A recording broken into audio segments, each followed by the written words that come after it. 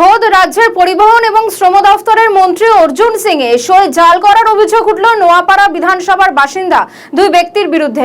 ইতিমধ্যে তাদেরকে গ্রেফতার করেছে নোয়াপাড়া থানার পুলিশ। জানা গিয়েছে উত্তর ব্যারাকপুর পৌরসভার অন্তর্গত দেবীতলার শানপুকুর ঘাট এলাকার বাসিন্দা সোমনাথ দাস এবং তার ছেলে রোমান দাস দীর্ঘদিন ধরে নোয়াপাড়ার বিধায়ক অর্জুন সিং এর ব্যবহৃত সই স্ট্যাম্প ইনকাম সার্টিফিকেট জাল করে এলাকায় প্রতারণা করছিল। সেই খবর পুলিশের কাছে পৌঁছতেই তৎপর হয় পুলিশ। নোয়াপাড়া থানার পুলিশ শানপুকুর এলাকার বাড়ি থেকে দুজনকে গ্রেফতার করেছে। জানিয়ে রীতিমতন শোরগোল পড়ে গিয়েছে নোয়াপাড়ায়।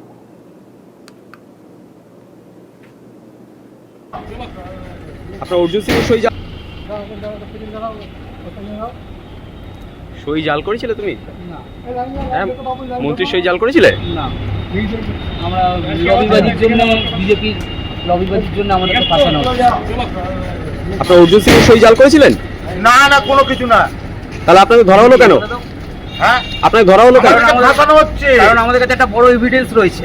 কি এভিডেন্স রয়েছে আপনাদের কাছে? সেটা হচ্ছে কি, বাবুয়া বোস তৃণমূলের লোকের কাছে থেকে টাকা পয়সা নিয়েছে, ঠিক আছে? সেই ভিডিওটা আমার কাছে রয়েছে।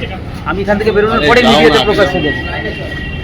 ওদের টাকা নেওয়ার হাতে নাতে প্রমাণ আছে আমাদের কাছে। কে টাকা নিয়েছে?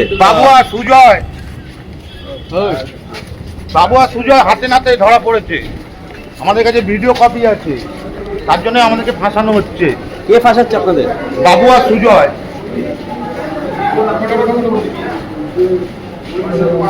না আমার দুটো আছে। হ্যাঁ।